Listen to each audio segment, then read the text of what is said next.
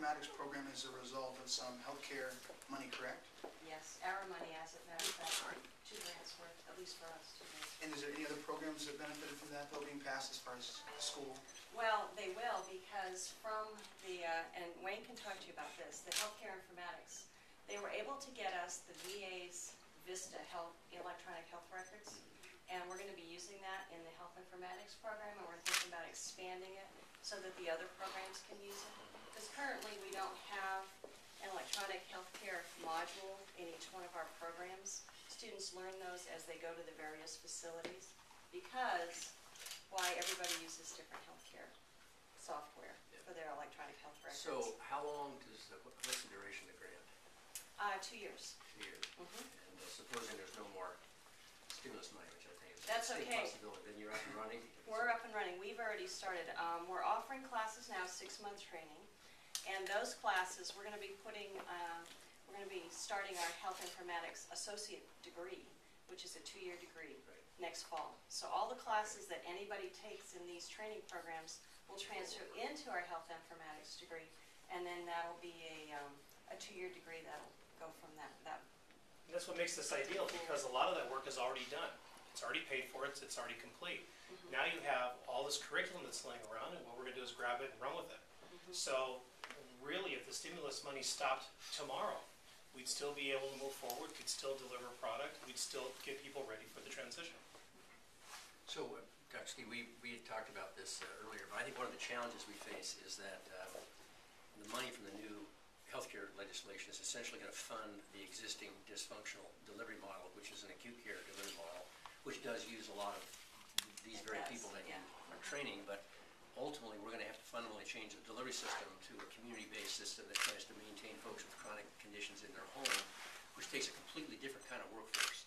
And I think one of the challenges for Oregon is if we can get federal waivers, is to ask ourselves, what does the workforce look like for a system that's actually all about prevention and wellness, and be able to gear up the community colleges to turn out that workforce if in fact we get a big pilot project for, let's say, 2014. I think it's a huge re-employment opportunity for Oregon, adding people to the healthcare workforce who are actually improving the health of the population rather than sort of providing care on the back end of the care curve. So. It's nice that you would ask that, because one of the major components of meaningful use is to get the patients involved in their own health care. And that's, not only participating in your own wellness, but participating in your own education, and having the ability to even see your own medical records in an online environment. So you can track how you're doing it. And if my grandma used to say that what you pay attention to will always go right, because you're paying attention to it. And this is an opportunity where we have that aspect of paying attention to it as a component of the health informatics program. Yep.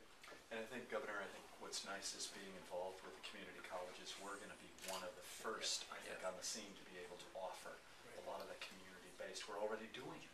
So I think we're well positioned to help you, help the state in that regard.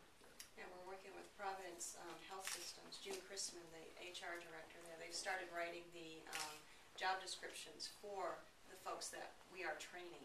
And so I've offered to talk with her, and we'll be setting up a meeting to go over to make sure that whatever she has in her job descriptions, we cover here in the school, so that when we train the folks, they're ready to go and make their jobs out there. How many people per year will this program put out or keep? Right now, we're kind of guesstimating 24, but we had a quick start because of the way the grant was designed, I guess, or not designed, because curriculum development grant came out at the same time as the training grant. The training's to start in September. So we only got half of our curriculum to start with, but we started the program, we're already going. And what that's going to do is, it's going to, what was your question again? How many people were How many people? 25, Okay. you said 24? With the quick start, we have, 8 students in the classes right now. And I have talked to tons of people. Calvin Walker down in advising is sending people down to us. People are very interested. And I've had at least 25 students inquire so far for the next class that starts in January. What she's saying is we had a short start, no marketing, No marketing. just all word of mouth. We think the term would be a better one. We're committed to 60 for 2 years, right? 60 for 2 years. That's our quota. That's our goal. But I think we're going to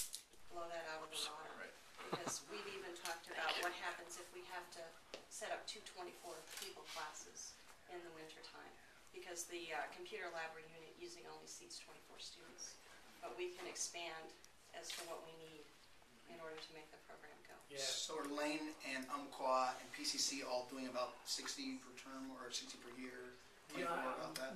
My numbers aren't current, so Okay. No, I'm hearing. I think the state quota is about 150 per year Oh, wow. between the 4 of us. Nice. Yeah, with PCC taking I think the lion's share of the students. And we had 30 per You'll fix year. that. and then- We'll fix that. Yeah. Yeah, we're taking care of that. Lane and Umpqua